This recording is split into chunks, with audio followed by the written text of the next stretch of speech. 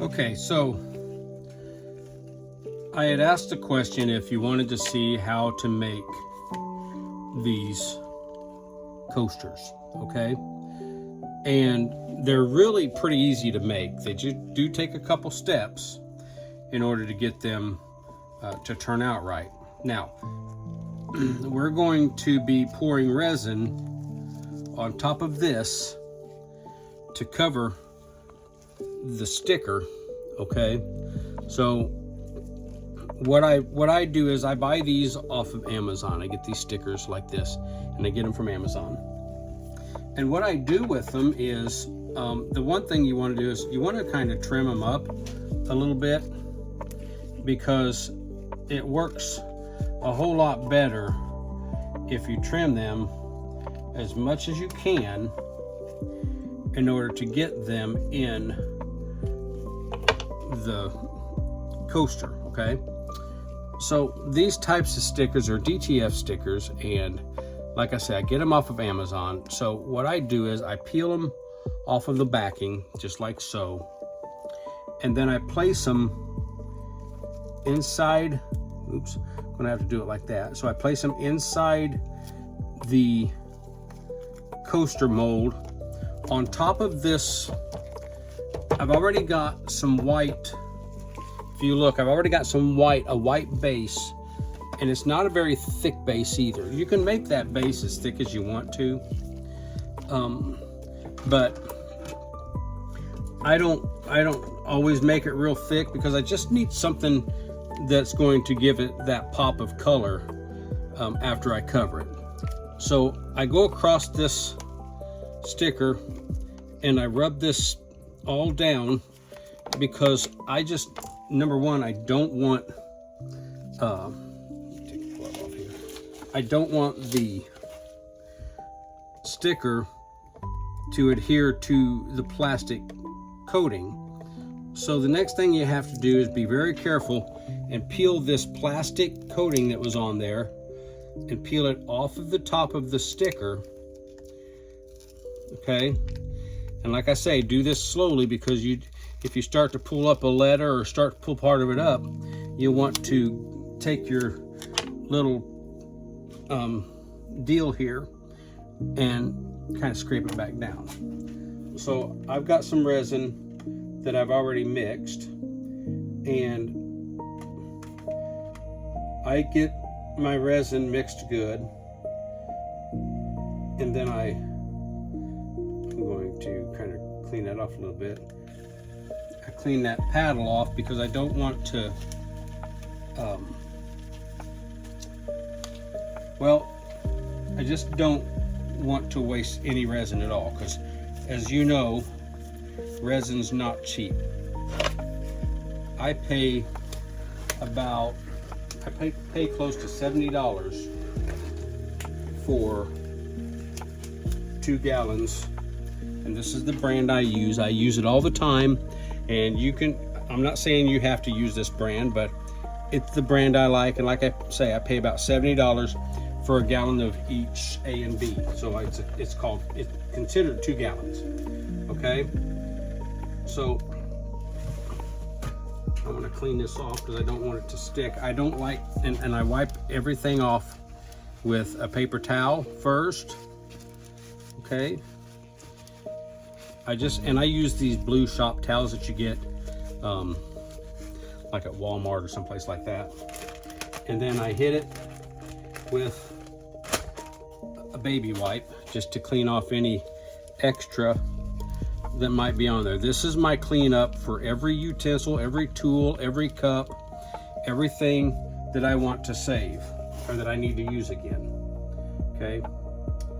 Now, when I look down in there, I can see some of the resin doesn't look like it mixed all the way. So I'm going to hit this again, but I'm going to take it the opposite direction, and I'm going to mix that a little bit more. So when you make these molds, it's very important that you let your base color cure all the way or most of the way. because when you try to stick these stickers on soft resin, you pick at it and then you could cause it to mar the surface and make the surface mess up. So,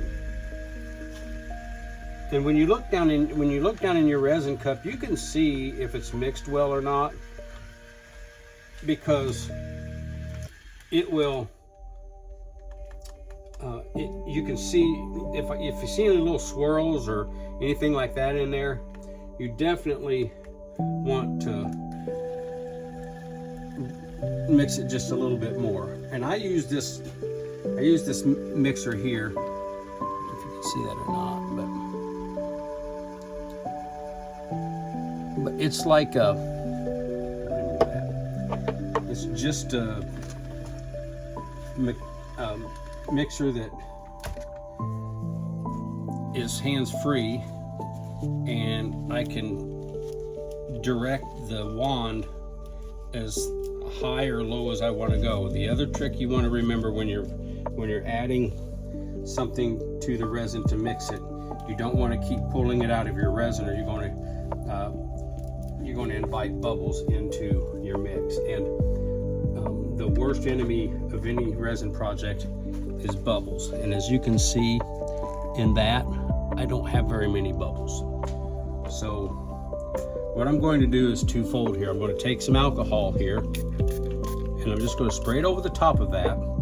And what that does is that helps push the bubbles out of it.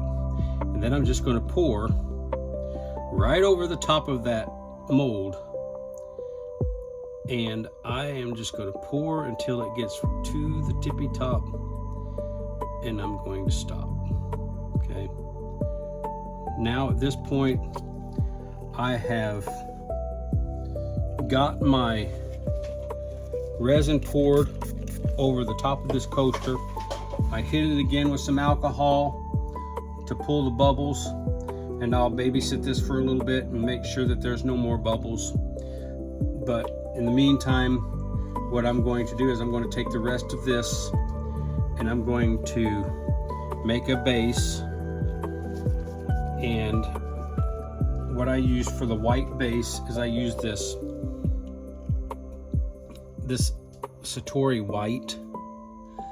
It's a pigment paste, and it doesn't take a whole lot to do this. And so I'm just going to take and get some on my popsicle stick, and this is plenty, a little much, so I'm going to get some on there, and I'm going to drop it in here and give this a good stir and get this mixed up. Now, what's going to happen with this coaster that I've got poured is it's going to, I don't want to touch these other. Once it's done, you'll have a coaster. This has a different background on it, but you'll have a coaster that's going to look like this, okay? It's clear, it's nice. I don't see any bubbles in this. And there's only one thing I do to finish those off, and let me show you. I buy these 4-inch round cork pieces. I buy these 100 at a time off of Amazon, and I'm going to peel this off, and I'm going to take this coaster right here, and I'm going to line that up with the back,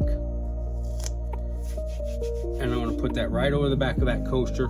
Now that coaster will sit free. It's a coaster, it's a paperweight, it's really whatever you want it to be.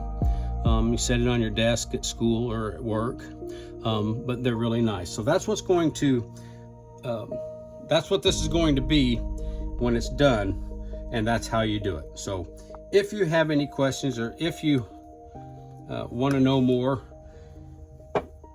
just ask, and I'm sure I can make a video for you.